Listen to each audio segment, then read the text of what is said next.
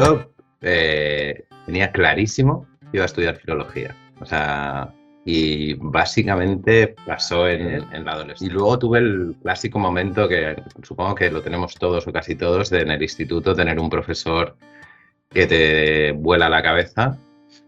Y yo tuve la suerte de tener un profesor maravilloso de literatura, especialmente para el filólogo, porque para mí las palabras son una cosa fundamental en este mundo, las emociones y las personas. Y aún así, aunque parezca más de ADE, de estrategia, del mundo de los negocios, creo que la clave o lo que siempre me ha gustado es hacer preguntas.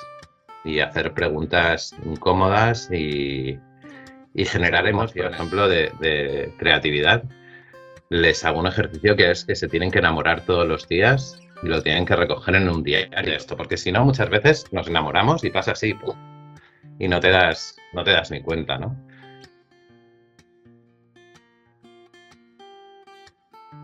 Historias de Frontlock, podcast presentado por Enrique de la Cruz.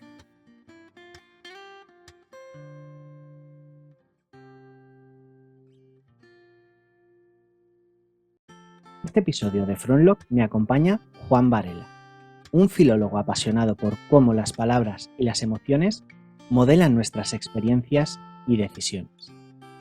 Juan nos relata con entusiasmo cómo su amor temprano por la literatura, alimentado por las estanterías repletas de libros en su casa y un profesor de literatura que le inspiró durante sus años de formación, lo guió hacia una carrera en filología, fusionando su vocación con su vida profesional.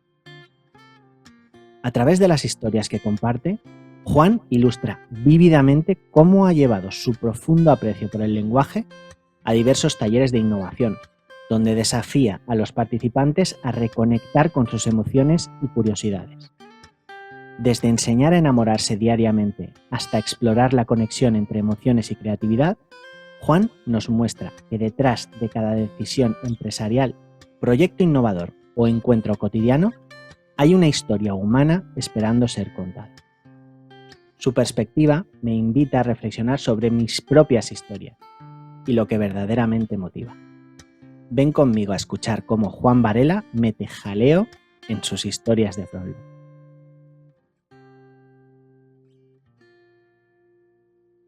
Estaba mirando tu perfil en LinkedIn y me sugería otro Juan Varela, que no eres tú. Y es un Juan Varela que ha estudiado AD. Entonces, yo he visto que tú has estudiado filología. Filología hispánica. ¿Sí? Y mi pregunta es, ¿qué te hizo ser el Juan Varela de filología y no el de ADE? Wow. Yo tenía clarísimo que iba a estudiar filología. O sea, y básicamente pasó en la adolescencia, cuando empecé a leer libros. Yo tenía la suerte de que mi padre tiene 1.000.000 de libros en casa. Bueno, mi madre también lee bastante. Y había muchísimos libros en casa que, por la curiosidad de estos momentos, ¿no?, que teníamos libres y de corretear por la casa, ¿no?, pues acababas en la biblioteca y te ponías a ver, oye, ¿qué hay por aquí?, ¿no? Y había de todo, ¿eh? Había desde libros de economía, porque mi padre estudió economía, había libros de filosofía. Me acuerdo de un libro muy gordo de Karl Marx, que yo decía, ¿quién será este señor que escribe libros tan gordos? Habría Cómo ser mujer y no morir en el intento, Eduardo Mendoza, o sea, un montón de libros, poesía. Y yo empecé a leer, y luego tuve el clásico momento que supongo que lo tenemos todos o casi todos, de en el instituto tener un profesor que te vuela la cabeza. Y yo tuve la suerte de tener un profesor maravilloso de literatura, especialmente en la parte de siglo XX, que me empecé a enseñar a Vallejo, a Machado, a Lorca, y yo quería escribir cosas como ellos, cosas tan maravillosas como las que escribían ellos. Y entonces me fui, o sea, yo creo que en segundo o tercero de BUP yo tenía muy clarísimo que daba igual la nota, yo iba a estudiar filología. Y no sabía, no tenía pensado qué iba a acabar haciendo, ¿no? Y luego he seguido siendo el Juan Varela filólogo, porque para mí las palabras son una cosa fundamental en este mundo, las emociones y las personas.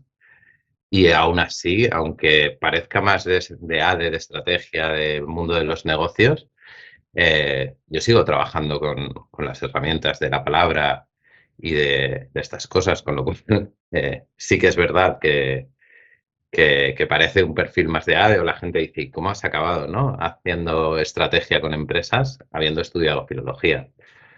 Pues bueno, manteniendo, yo creo que manteniéndome en la filología. Y es una Ujú. conversación que mantenemos mucho con Jorge, ¿no? De la importancia de los perfiles humanistas en las empresas y en entendiendo bien el sistema y todo esto. Entonces, yo creo que me he mantenido ahí y además siempre lo explico, ¿eh? Siempre explico que he estudiado filología, muy orgulloso, aunque la gente a veces pone caras raras de decir, wow. Pero bueno, he intentado mantenerme ahí. ¿Cómo, cómo haces para meter la filología en un taller de innovación? Pues creo que la clave o lo que siempre me ha gustado es hacer preguntas y hacer preguntas incómodas y generar emociones. Para mí cuando, pues eso, cuando leía a Rubén Darío o leía pues, a Machado o a cualquier otro poeta, era cómo se nos erizaba la piel, ¿no? Cuando leíamos eso, esos sentimientos, ¿no? Entonces, en los procesos de innovación, o especialmente una de las cosas que también me dedico mucho es a explotar la creatividad de las personas, es muy importante la generación de esas emociones, ¿no? Entender por qué te estás enamorando de algo y ser muy consciente del por qué, no solo que te está pasando. Entonces, yo me traigo toda esa forma de utilizar las palabras para generar emociones diferentes en las personas. Y en los procesos de innovación, pues desde fases más tempranas de investigación o empatía, que son fundamentales, hasta el prototipado, que tienes que hacer las preguntas adecuadas y saber gestionar las emociones, ¿no? En esos momentos donde te tienen que dar feedback, tienes que escuchar, muchas veces tienes que callar, ¿no? Y además siempre acabo volviendo a ciertos versos, ¿no? De tienes que estar callado y saber escuchar y aprender. Entonces, durante todo el proceso de innovación y especialmente en el de creatividad, creo que el uso de las palabras, de las emociones, es fundamental. Yo a mis alumnos, por ejemplo, de creatividad, les hago un ejercicio que es que se tienen que enamorar todos los días y lo tienen que recoger en un diario y les obligo a enamorarse. Y entonces, claro, con 25 años o 28 o lo que sea, empiezan a decir, ¿cómo que enamorarme ahora todos los días? Y sí, sí, hay que obligarse a enamorarse y a ser consciente de por qué te estás enamorando. Y nos enamoramos, todos los días, yo creo.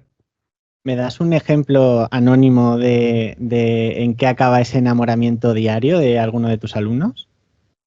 Pues mira, hay algunos ahora hay diferentes generaciones, hay algunos que se van a un diario más tradicional y escriben todos los días, pues hoy pasaba por la calle y me he enamorado de un abrigo que andaba sobre el cuerpo de una persona y, ¿no? Y le he visto pasar y ha parecido que pasaba a cámara lenta. ¿Por qué ese abrigo? No sé, que puede ser un abrigo de ante, marrón, que llevaba mi abuelo. Y entonces, al verlo pasar por la calle, yo he tenido una serie de sentimientos que me han retrotraído a una época muy feliz de mi vida, ¿no? Y al día siguiente he tenido una conversación con un compañero que me ha inspirado muchísimo, ¿no? Y me he enamorado de esa conversación. No hay que enamorarse del amor romántico, ¿no?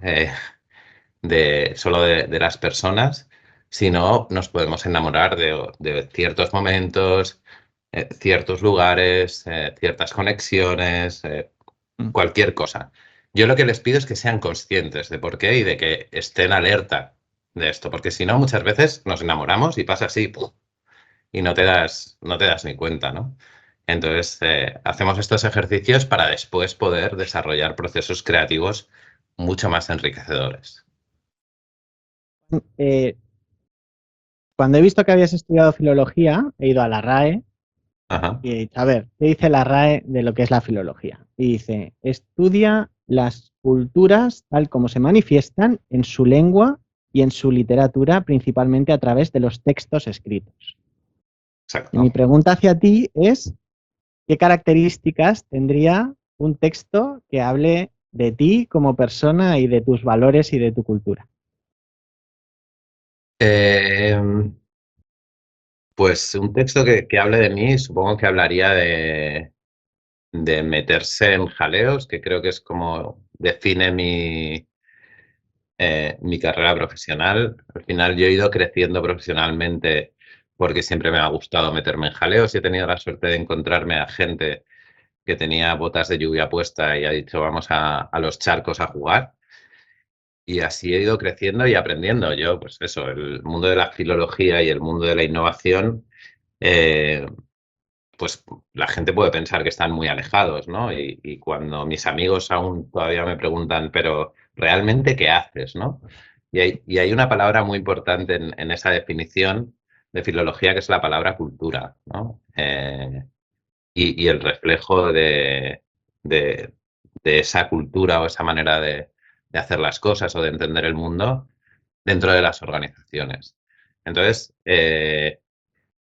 yo creo que el texto hablaría de jaleo, de retar al sistema, no al sistema grande, que también ya nos gustaría, al sistema más pequeñito dentro de las organizaciones y con la visión que te decía antes, con la visión de hacerlo mejor para otras personas, eh, retarlo y buscar la manera de mejorarlo constantemente. Y esa ha sido mi historia, querer hacerlo Mm. mejor y a partir de ahí dije, anda, pues mira, aquí hay una persona que está hablando de innovación, voy a ver por qué habla de esto, de transformación, ahora ya no de transformación, estamos hablando de transición que se está produciendo, pues vamos a empujar esa transición, vamos a ver cómo podemos ayudar, por qué la gente está hablando así o está hablando al contrario, por qué los líderes gritan a las personas, o sea, todo esto me interesa mucho y qué cosas les están gritando o qué cosas les están diciendo o por qué se les está dando feedback o por qué la importancia del feedback o por qué la importancia del foco, ¿no? De por qué las empresas están poniendo dinero en decirles o en ayudar a sus empleados a que pongan foco en una cosa y no estén a mil cosas, ¿no? Entonces, todo esto que al final es muy cultural, me interesa mucho y siempre he intentado pues retarlo para que sea mejor para las personas que viven en esa empresa o en ese proyecto. Entonces yo creo que hablaría de este jaleo, ¿no? Y De jaleo. de Nada, este tal y como reto. lo cuentas, me imagino, es una percepción mía, ¿eh? En tu Ujú, cabeza, cuando entras en una organización, una empresa, tú ves diferentes historias que se están escribiendo y ujú. ahí cuando te metes tú en esta historia hace falta jaleo, ¿no? Falta remover un poco, que antes has hablado Sí. también de darles tiempo para parar, pero en un contexto en el que estás cambiando completamente, tienes mucho estrés, mucho movimiento, meter un parón es meter jaleo, Es probablemente. meter jaleo totalmente. Decirle a alguien, oye, necesito 4 horas que estés en silencio conmigo en una sala con el equipo. Esto es muy jaleo. A día de hoy es muy jaleo, totalmente. Sí, sí. Y O sea hablando de que- estas historias, me gustaría que contaras tu propia historia de Frontlock, una historia tuya profesional que recuerdes con cariño, que te produjera una emoción de amor Ujú. probablemente muy fuerte. ¿Qué te viene a la cabeza cuando te digo esto?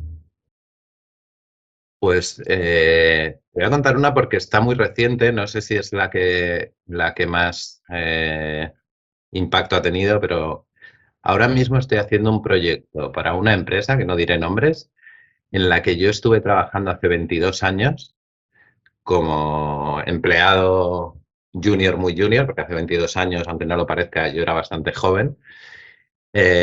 Y ahora estoy haciendo un proyecto para trabajar el tema de cultura con ellos, ¿no? Como Mm. asesor externo, con lo cual es muy nostálgico aquel momento. Además, yo me estaba sacando la carrera de filología, trabajaba por las mañanas y por la tarde iba a estudiar Y en las conversaciones que estoy teniendo ahora, ¿no? Con los directivos, con gente de todas las empresas, o sea, de toda la empresa en sus diferentes niveles, porque además es muy importante entender las historias en todos los niveles, ¿no? O sea, en una multinacional, es un retailer como este, pues tienes que hablar con la gente de dirección, por supuesto, pero tienes que hablar con la gente de logística, con la gente que está en almacén, con la gente que está en las tiendas. Tienes que hablar con todo el mundo si realmente te interesa entender los textos que se están escribiendo, ¿no? Porque además de los documentos que se generan en comunicación interna o en recursos humanos, luego realmente donde ves las historias es en cómo te habla la gente que está en el día a día de la operativa de las empresas, ¿no? Y al final, después de muchas conversaciones, muchas veces me hablan de por qué la empresa es así, o por qué la empresa dice esto, o por qué la empresa hace esto. Y te das cuenta de que la empresa es un ente que no es nada. Son las personas, ¿no? Las que hacemos las cosas, las personas las que decidimos las cosas, tomamos decisiones. Y, y me han repetido muchísimo la importancia del líder, ¿no? Del jefe. Es una empresa muy jerárquica y se habla mucho de jefes. Y yo recuerdo, volviendo a 22 años atrás, eh, había varios jefes y había uno especialmente que por la manera de ser, por la manera de tratarnos, a un perfil muy bajo, eh, en sus turnos queríamos que todo fuese genial. Querías hacerlo todo perfecto. Y luego cambiaba, y podía cambiar el turno a mitad de mi turno y desinflarme, ¿no? Y decir, pues ya tampoco lo quiero hacer tan bien. Entonces, esa conexión con esta persona, especialmente cuando estaba con ella o ella estaba liderando el turno, te daba una energía, no sé, un sentimiento que tenías ganas de hacerlo muy bien. Y no era el trabajo soñado, era el trabajo de un adolescente que estaba empezando, que estaba allí porque quería seguir estudiando y, y tenías ganas de hacerlo muy bien. Y, y era cosas muy manuales, físicas, de trabajo en una tienda, pero ahora, ¿no? Con toda esta reflexión y con la suerte que tengo de poder hacer este proyecto ahora, he estado pensando mucho aquello, me acuerdo de su nombre y no me acuerdo de los nombres de los otros jefes que simplemente me decían, bueno, pues haz tu trabajo, pero ya está. Y me acuerdo de su nombre 22 años después, no he vuelto a hablar con él, no sé nada de él, pero porque yo salí un par de años después y bueno, pues cada uno sigue su camino, pero me acuerdo de su nombre y me acuerdo de tener esa sensación de querer hacerlo bien porque estaba él y simplemente porque por la manera de entendernos, de gestionar, de hablarnos y de pasar el tiempo juntos. ¿Cómo crees que te hablaba para que tú tuvieras esta respuesta, esta motivación por hacerlo bien, porque te importara la calidad o la forma en la que trabajabas? Pues yo creo que me hablaba con sensatez, me hablaba de igual a igual, incluso íbamos vestidos diferentes por las jerarquías, para que te hagas una idea. eh, y simplemente nos trataba como iguales. Al final yo creo que es la magia del líder, ¿no? O de cualquier persona que pongamos en una jerarquía. Si tú simplemente estás tratando con personas, ¿no? Eh, es que te tiene que hablar normal, ¿no? Son cosas tan funcionales y más en 2024 eh, que deberían estar tan arraigadas. Es que da igual, o sea, todo el mundo somos iguales. No por yo tener un puesto de responsabilidad más alto en un organigrama, en una jerarquía corporativa, te tengo que hablar diferente. O sea, yo creo que son cosas que todavía me sorprende porque las veo, ¿eh? Lo malo es que vas a organizaciones, tengo la suerte de hablar con mucha gente dentro de las empresas y todavía no es algo que se entienda 100%, ¿no? Que tú y yo somos iguales, pero yo y el CEO de no sé dónde o el director de marketing de no sé qué y he visto muchas cosas en mi vida. Y entonces no lo entiendo. Y esta persona simplemente nos hablaba igual, o sea, nos hablaba como normal, tú tienes tu trabajo, yo tengo el mío, yo tengo mis responsabilidades, tú tienes las tuyas, pero somos un equipo. Entonces ahí sí que sentías el equipo. Cuando venía una persona que te hablaba desde un escalón, ¿no? Que parecía que se ponían, que subían a un taburete y te hablaban, pues decías, mira, no, yo con estas cosas no conecto igual. Eh, ¿Consideras que era la forma de trataros de esta persona o la comparación con otros que no os trataban tan bien, os trataban con mucha más jerarquía, el hecho de que motivara este cambio de comportamiento? Yo creo que eran las dos cosas, porque también tenía 22 años y no 43 como tengo ahora, y he visto muchas más cosas. Creo que tenía de las dos. Creo que al relacionarnos como iguales, te generaba unos sentimientos, ¿no? Y una manera de entender tu trabajo diferente. Y lógicamente, cuando después o antes habías estado trabajando en un sistema diferente, pues dices, claro, lo estoy comparando, sin duda, y más con 22 años que estás aprendiendo, que estás con la mente abierta para todo. Yo creo que sí que lo comparábamos, que no es lo bonito, pero creo que sí, con 22 años lo haces. Ahora lo detectas enseguida, ¿no? Ahora estamos mucho más preparados para observarlo rápidamente. Y muchas veces cuando entras en una empresa y empiezas a ver cosas, ya te das cuenta de cómo se trata a la gente, si se trata por igual, porque lo bueno o lo malo de ser consultor es que cuando tú vas, ellos cuentan su historia deseada, ¿no? Pues aquí el cliente es lo primero, somos súper innovadores, lo importante son los empleados, la experiencia de empleado, todos nos dicen lo mismo, ¿no? Porque al final es lo deseado, ¿no? Donde quieren estar las empresas.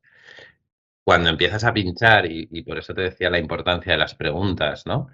Eh, Cuando empiezas a pinchar y empiezas a ver la verdad de lo que está pasando, de cómo es esa cultura, de los libros que se están escribiendo, si se escribiese poesía en aquellas organizaciones, ¿qué tipo de poesía sería, no? Entonces, de ahí, de ahí la importancia de las preguntas y mi conexión siempre con la filología, ¿no? Y con las palabras y con qué palabras utilizan y con qué valores se representan, qué propósitos tienen, ¿no? Es muy importante, ¿no? Y aquí tengo una historia maravillosa y además conectada también un poco con Jorge, que luego si quieres lo cortas. No, no. Conseguimos hacer un curso en un programa que montamos en verano de meter a Sócrates con la gestión de personas, ¿no? Y esa idea socrática de preguntar y repreguntar y esa obsesión en un curso y lo pusimos en el título, Sócrates y la gestión de personas. Entonces, eso fue una de las grandes maravillas que además la gente se apuntó, que lo loco era que la gente se apuntase. Pues traernos todo eso a la corporación creo que es muy importante y cada vez más. Creo que la parte humanista de las historias, de contarlas bien y de meter esa emoción dentro del mundo tecnológico, del mundo económico, de la sostenibilidad, de todo esto es fundamental para que sigamos creciendo. Te voy a llevar al curso que has comentado de Sócrates, ¿no? Sócrates y la gestión de personas. Echando la vista atrás, ¿qué fue lo que disfrutaste de esa formación? Probablemente me digas, lo disfruté todo, ¿no? Pero ¿qué era aquello que te motivaba más? ¿El hecho de atreveros a enganchar a Sócrates? ¿El hecho de ver que había gente que se apuntaba a pesar del título? ¿Qué fue aquello que te llamó? A mí fue esto, que la gente se apuntase. Luego lo que pasó era un curso cortísimo de 1 hora y media o algo así, introduciendo a Sócrates, la vida, su manera de entender la filosofía, de molestar a la gente, de ser cabezota, todo este Sócrates más divertido. Fue la sorpresa de que hubo, no sé, 10 12 personas que se apuntaron en una empresa tecnológica y que dijeron, Bueno, pues vamos a ver cómo plantea Sócrates la gestión de personas, que además Sócrates no gestionaba personas, simplemente las molestaba, digamos, con preguntas, ¿no? Entonces, bueno, para mí el gran éxito fue que la gente se apuntase, luego el curso estuvo bien, nos lo pasamos bien, fue divertido, pero la idea de que la gente se apuntase, y había otros, no recuerdo, este es que le tengo especial cariño, pero planteamos cosas como un poco diferentes porque era durante el verano y entonces queríamos que fuese algo más fresco y traernos cosas de humanidades a una empresa tecnológica creo que es fundamental.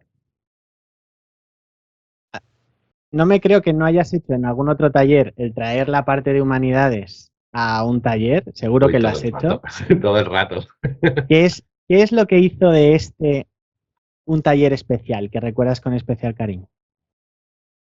Pues de yo creo que simplemente la idea está de romper un poco y de montar jaleo, ¿no? De montar cosas totalmente diferentes en un entorno en el que en principio, eh, no sé, yo siempre he pensado que los títulos de los cursos en corporaciones son aburridísimos. Y entonces creo que si les diésemos una vuelta o les metiésemos un enfoque más moderno, diferente, aunque más moderno con Sócrates, que parece todo lo contrario, pero es muy moderno.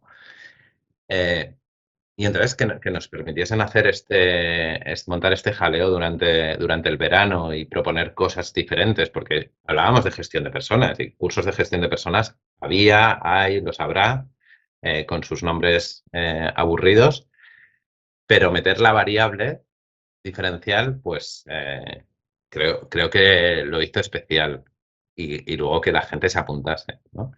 Entonces, le tengo mucho cariño por eso, ¿no? Porque pudimos darle una vuelta, mirarlo desde una manera diferente, que creo que es una de las grandes necesidades que tenemos, ¿no? Mirar las cosas desde muchos puntos de vista, que es un poco la aproximación filosófica, y pasar a la acción, ¿no? No solo quedarnos en esa filosofía de la reflexión, sino una filosofía más de acción.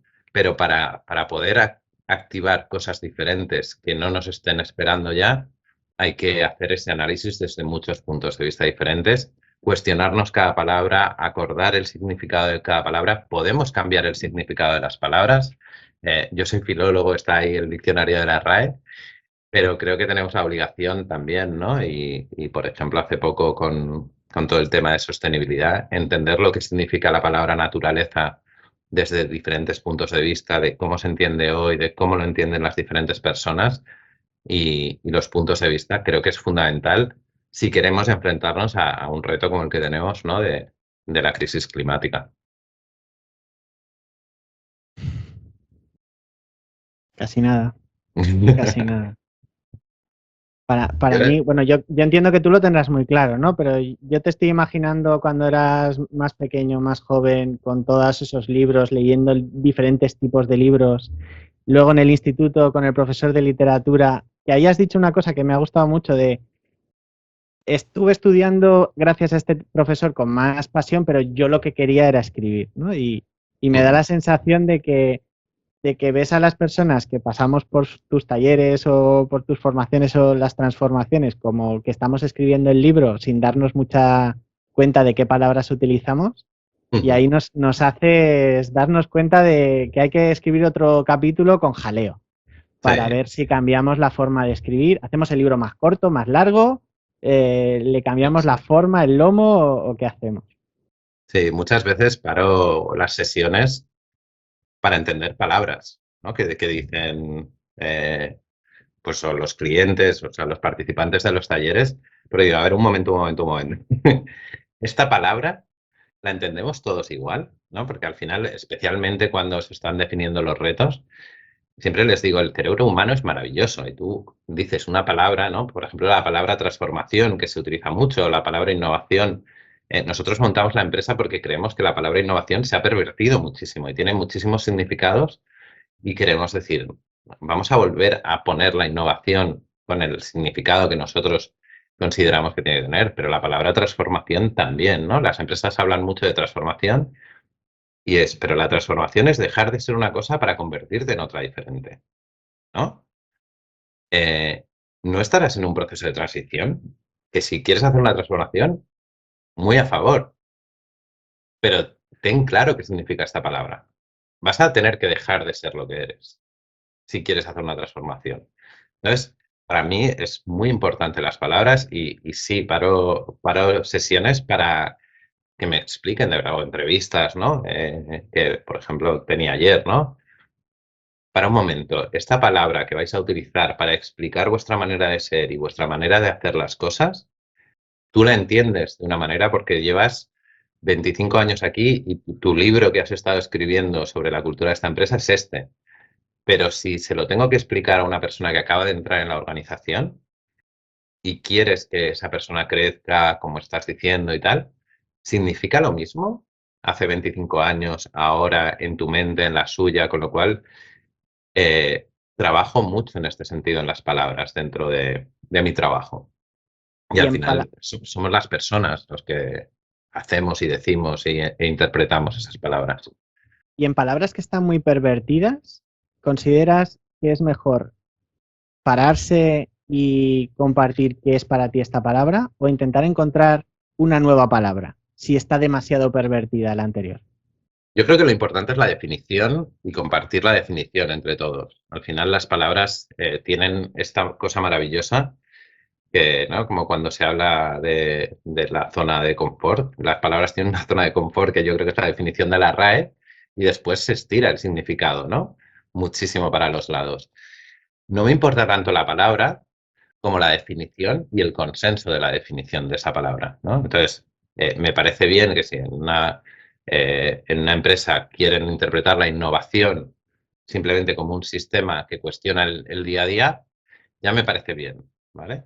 Además, si nos vamos a Internet y buscamos definición de la palabra innovación, hay 10.000. Bueno, pues vamos, y es un ejercicio que hacemos con las empresas vamos a definir tu concepto de innovación. Y tiene que valer para tu empresa, en tu día a día, porque además el que sabe de la empresa eres tú, no soy yo, no soy el consultor que viene de fuera. El que sabe del negocio, de lo que pasa aquí, de la cultura, de cómo se gestionan las cosas, eres tú. Vamos a buscar esa definición que se ajuste a vuestra organización, con lo cual trabajamos en la definición de nuevas palabras. Y si es transformación o transformación digital, el otro día una persona me decía, la transformación digital es instalarse Teams con todas las características. Bueno, pues ya está. Esto es transformación digital en tu empresa, me parece maravilloso. Por ahí fuera hay libros y literatura del management que hablan de transformación digital como otra cosa. A mí me aburre ya la transformación digital. Creo que deberíamos estar hablando de cosas más divertidas que esta. Pero es buscar la definición. Es como si tú y yo pues nos pusiésemos a buscar una definición sobre FrontLog, que la entendiésemos, la trabajamos y la consensuamos con la gente que escucha esto. ¿No? Me encantaba la historia de nos estábamos riendo, qué nos gustaría escuchar el año que viene, ¿no? Y allí llegó a tu cerebro esa definición, ese giro de backlog y me pareció muy, muy interesante.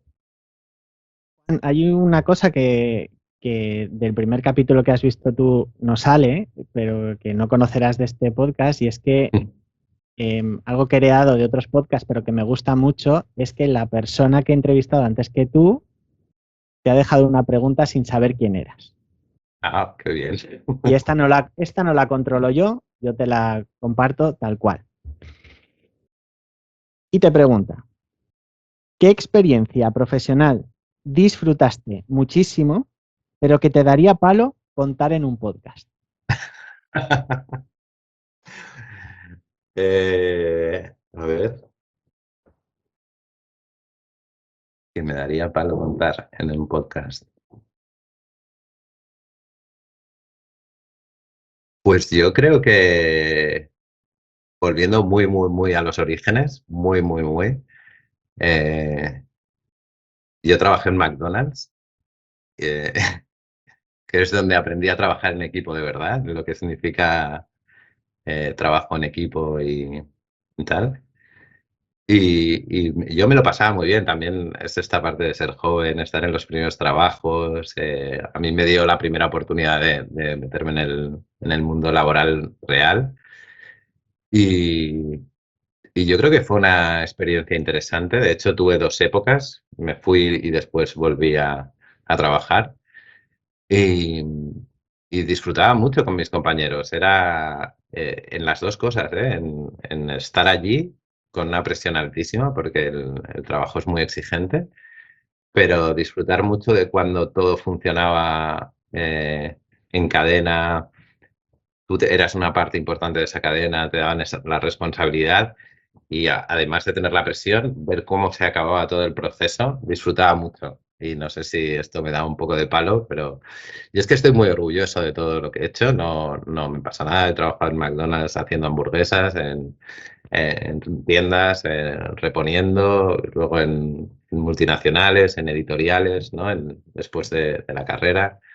Y, y esto me parece divertido. Tampoco lo cuento muchísimo, pero me parece un momento divertido. ¿Había jaleo en McDonald's? Bueno, estaba todo bastante controlado. Es un trabajo como muy pautado, es un proceso muy bien definido. Eh, de hecho, bueno, ahí está la película, ¿no? Esta de Sí. Founder, el fundador, donde cuentan todo ese proceso que diseñan maravilloso en la pista de tenis, ¿no? Eh, entonces, hay poco jaleo. Yo tampoco estaba buscando el jaleo en lo profesional, porque en el primer trabajo estás siempre un poco asustado, ¿no? Pensando, yo me quiero quedar aquí, que me pagan al final de mes. Por conectar también con todo lo que has dicho, ahí en el instituto decías que tú querías escribir como esta gente del siglo XX, los que te estaban enseñando en la clase de literatura. Estoy convencido de que en los libros de las personas que están en tus talleres estás escribiendo algún capítulo o al menos has metido jaleo para que cambien ese título y he disfrutado mucho con tus historias de Frontlog y nada, darte las gracias por participar en este experimento. No, gracias a ti, ha sido un placer y encantado de tener estas conversaciones así tranquilas y maravillosas.